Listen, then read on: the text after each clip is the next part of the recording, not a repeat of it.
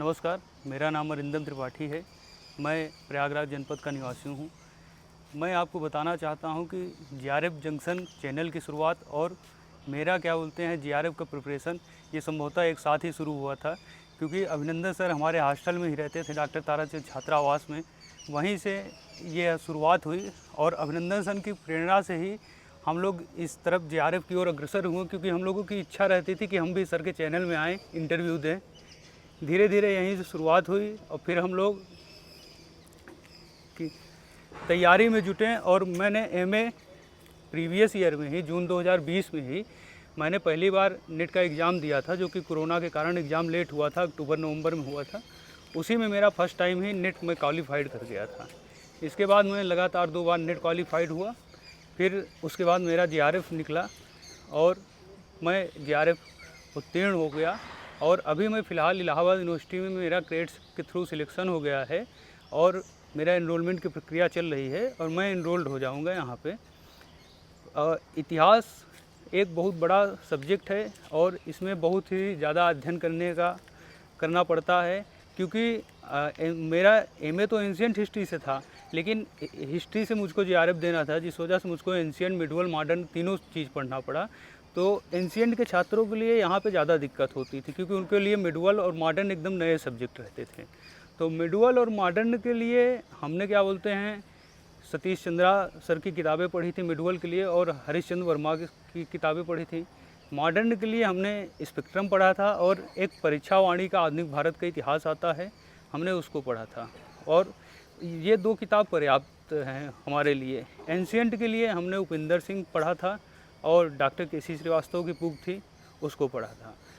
इसी के साथ और मैं पेपर को हल करता था, जितना अधिक से अधिक पेपर होता था हल करने के लिए, उतना मैं पेपर हल करने का प्रयास करता था।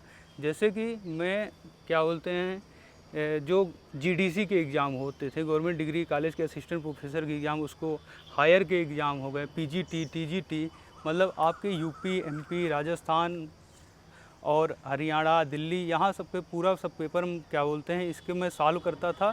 और मैं पढ़ने के साथ साथ नोट्स भी बनाता जाता था। और नोट्स बनाने का लाभ ये होता था कि हर बार मुझको कम नोट्स बनाना पड़ता था, क्योंकि किताबों में संभवतः सब वही रहता है, लेकिन बस थोड़ा बहुत अंतर रहता था। और इसी वजह से और मेरे पास आज भी कम से कम 300-400 पन्ने की नोट्स बनी रखी हुई है।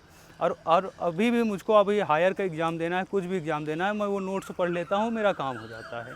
मुझको अत्यधिक पढ़ने की कोई आवश्यकता रहती नहीं। और इसी यूजीसी नेट जीआरएफ में जैसे फर्स्ट पेपर क्या बोलते हैं, फर्स्ट पेपर के लिए मैं प्रीवियस ईयर के क्वेश्चन हल करता था। और मतलब फर्स्ट पेपर के लिए मेरी स्ट्रेटजी पूरा सिर्फ सब्जेक्ट पे थी कि मतलब कितना ज़्यादा मैं प्रैक्टिस कर सकूं। जितना अधिक मैं प्रैक्टिस कर लेता था उतना ही बढ़िया मेरा था। मेरा जब जीआरएफ हुआ था तो मेरा 30 क्वेश्चन उसमें सही हुआ था फर्स्ट पेपर में, और मतलब सब्जेक्ट में मेरा 62 क्वेश्चन हुआ था। तो इस तरह 92 क्वेश्चन मेरा हुआ था और उसी में मेरा जीआरएफ हो गया था। उसके बाद के एग्ज़ाम में तो कट ऑफ बहुत हाई गई थी, 104 क्वेश्चन लगभग गई थी। तो यही हमारा क्रम था और इसी के साथ हमने क्या बोलते हैं परीक्षा हल किया। और अभी मेरा आगे का प्रयास रहेगा कि जल्दी से जल्दी मतलब पीएचडी कंप्लीट करके कि मैं अपना असिस्टेंट प्रोफेसर बनने का मेरा पूरा लक्ष्य है और ये टारगेट है। और इसमें मैं बच्चों के लिए यही कहना चाहूँगा कि जो आप तैयारी कर रहे हैं तो उसमें 2 तरह से आंसर होते हैं। एक तो पॉजिटिव है कि आपको आ रहा है, आपने टिक मार दिया कि हाँ ये आंसर सही है, और दूसरा एक निगेटिव मेथड से भी हल किया जाता है कि कौन सा विकल्प नहीं होगा। तो इस तरह आप करते करते अगर आपने 3 विकल्प क्लियर कर लिए कि हाँ ये नहीं होगा, तो ऑटोमेटिक हो गया कि चौथा ही सही है। तो इसके पॉजिटिव मोड और निगेटिव मोड दोनों, अधिक किताबें पढ़ने से, अधिक पेपर हल करने से यही फ़ायदा हो जाता है कि हमको पता चल जाता है कि क्या गलत है और क्या गलत है। ये जिस दिन पता चल गया उस दिन तो हमको सही चीज़ें तो हमको मिल ही जाएगी।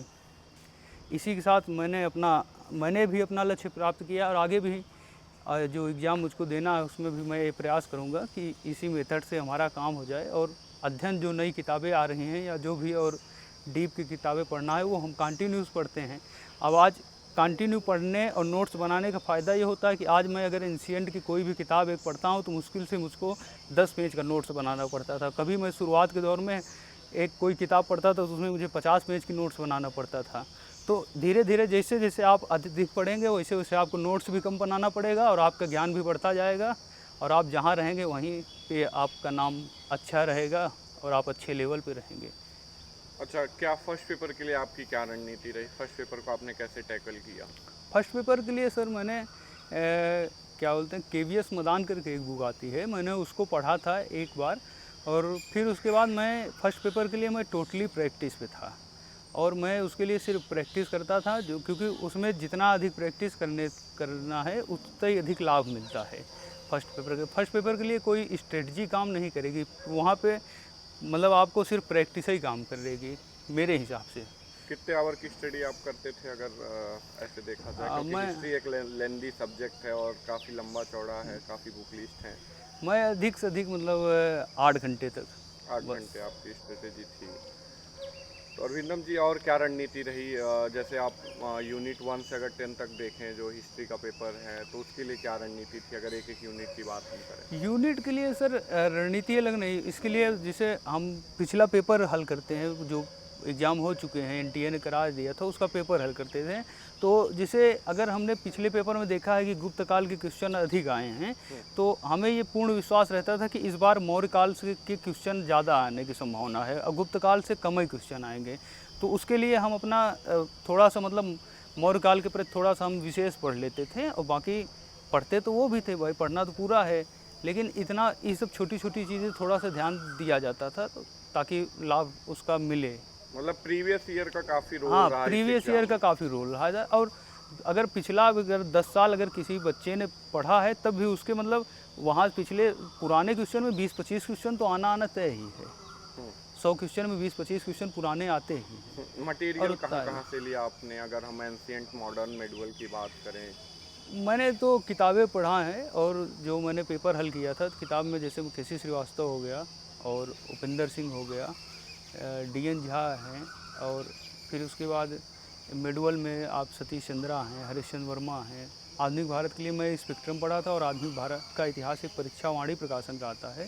ये 2 किताबें मुझको बहुत अच्छी लगी, और इन दोनों किताबों से मुझे पर्याप्त मटेरियल मिल गया था, और इसी से मेरा काम भी हो गया। तो मैंने ऐसे ही इसको अध्ययन करके मैंने पढ़ा।